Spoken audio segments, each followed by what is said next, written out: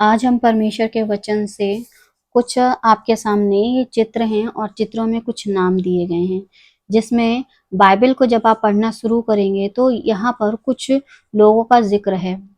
हमारे मसीही समाज में आज भी बहुत से ऐसे चर्च हैं जहाँ के सेवक, जहाँ के पास्टर अपनी कलीसिया को इन विषयों की सही जानकारी नहीं देते हैं। फिर वही कलीसिया अपने बच्चों को सही रीति से बाइबल की शिक्षाओं को नहीं दे पाती है, जिसकी वजह से पीढ़ी दर पीढ़ी परमेश्वर के वचन को भूलते जा रहे हैं। यदि सेवक लोग सही से अपनी कलीसियाओं को सिखाएं तो वही कलीसिया के लोग अपने बच्चों को समय समय पर परमेश्वर के वचन से सिखाएं। लेकिन कुछ सेवकों की चलते परमेश्वर का जो वचन है ना तो कलीसिया सही से सीख रही है, क्योंकि उन्हें सिखाने वाले जो सेवक हैं वो सिर्फ पेट के सेवक हैं, वो परमेश्वर के वचन का सही ज्ञान नहीं दे रहे हैं। परमेश्वर ने वचन में, बाइबल में हमको एक एक मनुष्य का जिक्र इसलिए किया है कि ये जो वचन है, बाइबल जो है, जो हमको पढ़ने के लिए दी गई है। अगर आप प्रकाशित वाक्य पढ़ोगे तो उसमें लिखा है, जो कोई ये पुस्तक को पढ़ता है वो अपने ज्ञान को बढ़ाता है। ये भविष्यवाणी की पुस्तक है और नीति वचन बताता है कि इस पुस्तक को पढ़ने से हमको बुद्धि मिलती है। बुद्धि साहित्य की पुस्तक है जिसे हम परमेश्वर और जो दूसरे लोगों ने ईश्वर बना रखे हैं उनमें अंतर कर सकते हैं और अपने जीवित परमेश्वर के पीछे चल सकते हैं, जीवित परमेश्वर की आराधना कर सकते हैं, जीवित परमेश्वर पर पूर्णतः से विश्वास कर सकते हैं। सो हम परमेश्वर के वचन से जो हमें मिले हैं लोग, जो कैरेक्टर मिले हैं, जिसमें कि पहला आता है आदम, और फिर दूसरा आता है हनोक, फिर तीसरा आता है नूह, फिर चौथा आता है अब्राहम, उसके बाद इसहाक, फिर याकूब, फिर यूसुफ, फिर मूसा ने जिसको अगवा ठहराया उसे कहते हैं यहोशू के बाद फिर आते हैं बहुत सारे क्या कहते हैं न्यायी के बाद आते बहुत सारे राजा, जिन्हें कहते हैं 43 किंग्स, यानी 43 राजा। और उसके बाद आते हैं 17 भविष्य वक्ता, जिनमें की माइनर और मेजर प्रॉफिट हुआ करते थे, जो समय समय पर ये भविष्यवाणी करा करते थे कि परमेश्वर क्या चाहते हैं मनुष्य से और परमेश्वर कैसा जीवन चाहते हैं मनुष्य का।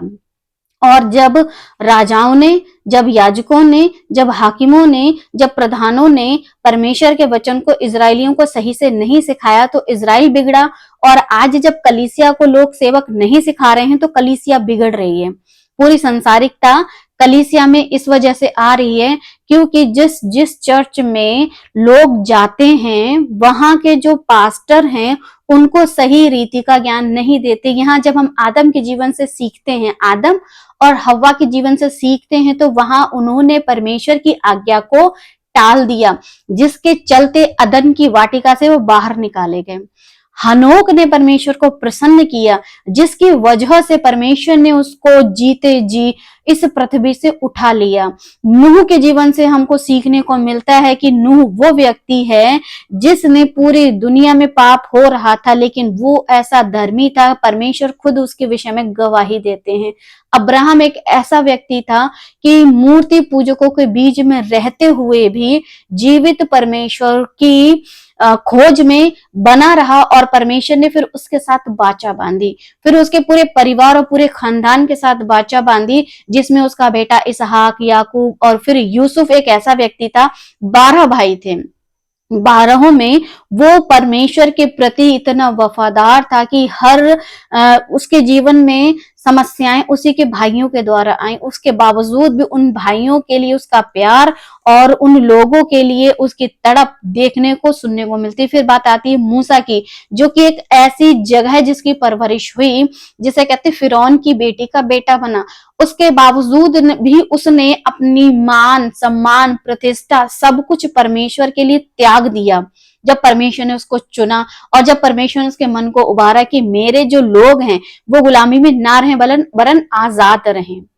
तो हम इन सारे लोगों के जीवन से अगर अपने बच्चों को सिखाएंगे तभी ये हमारे बच्चे इस संसार में, संसार की चकाचौंध में, संसारिकता से तभी लड़ पाएंगे और परमेश्वर के राज्य के लिए ये तैयार हो पाएंगे। जैसे यहोशू जवान था लेकिन उसको धुन रहती थी परमेश्वर के लिए, और परमेश्वर ने जब उसको चुना तो उसको एक अगुवा बना दिया। फिर बात करते हैं राजाओं की, जिसमें 43 राजा थे, लेकिन उन राजाओं की समस्या ये थी कि परमेश्वर ने जो वचन, जिसे कहते तोहरा पुराना नियम, जितना भी उन तक था उनमें से एक उसकी पुस्तक जो थी वो याजकों के पास, महायाजकों के पास रहा करती थी और एक पुस्तक राजा के पास रहा करती थी। और राजाओं की गलती ये थी, उन्होंने परमेश्वर का जो वचन था उसको ना तो सही से खुद पढ़ा और ना ही प्रजा को पढ़ाया, जिसके चलते राजा भी भटका और प्रजा भी भटकी। और उसके बाद आते हैं बहुत सारे भविष्यवक्ता, जिन्हें कहते हैं 17 भविष्यवक्ता या प्रॉफिट। इन लोगों ने समय समय पर परमेश्वर की बातों को बताया, यशाया, इर्मिया, यहेजकेल, दानियेल, होशे, योएल, इन लोगों ने समय समय पर परमेश्वर के वचन से बताया कि सावधान हो जाओ वरना आप गुलामी में चले जाओगे, सावधान हो जाओ क्योंकि आप परमेश्वर की बातों को टाल रहे हो। और वही कंडीशन आज भी है। परमेश्वर अपने कुछ लोगों को, कुछ बेटा बेटियों को खड़ा कर रहा है और ये जागृति लाना चाहते हैं मसीही की देह में, यानी कलीसिया में, कि जो सेवक, जो पास्टर सिर्फ आशीष आशीष आशीष की बातें बताते या फिर चमत्कार चमत्कार चमत्कार की बातें बताते हैं, ये बातें अपनी जगह ठीक हैं, लेकिन क्या आदम के जीवन में चमत्कार हुआ? क्या हनोक के जीवन में चमत्कार हुआ? या फिर चमत्कारों के बल पर ही नूह जीवन जीता रहा, या चमत्कारों के बल पर ही अब्राहम जीवन जीता रहा? इन सब के जीवन में बहुत चमत्कार हुए, लेकिन चमत्कार अलग है परमेश्वर को जानना, परमेश्वर की शिक्षा लेना और परमेश्वर की शिक्षा लेते हुए जीवन को व्यतीत करना।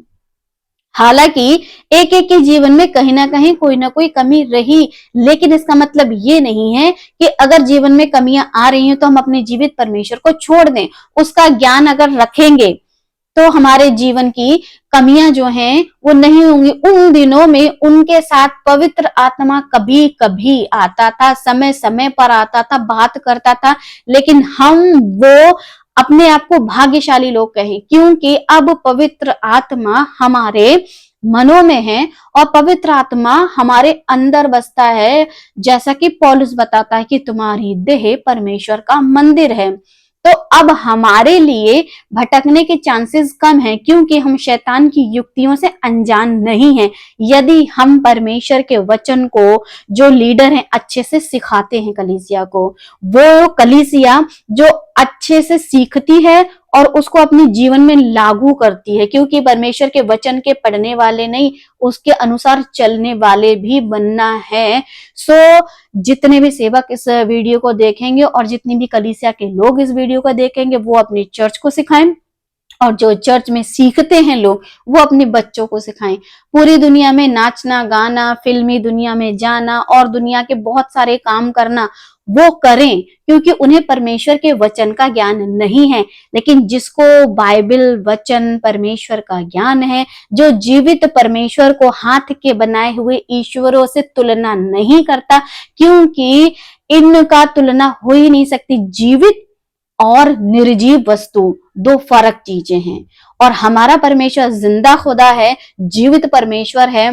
सो उसको समझो, उसको जानो और परमेश्वर के वचन से सीखो। आदम से लेके हनोक, फिर नूह, अब्राहम, इसहाक, याकूब, यूसुफ, मूसा और जोशुआ और राजाओं के जीवन से क्या उनके जीवन में कमी थी, क्या उनके जीवन में परमेश्वर के प्रति वफादारी थी, क्या उनके जीवन में गलतियां थी, और बहुत सारे जो परमेश्वर ने भेजे समय समय पर भविष्यवक्ता, वो किन विषयों को लेकर के बार बार इजरायलियों को चेतावनी दिया करते थे।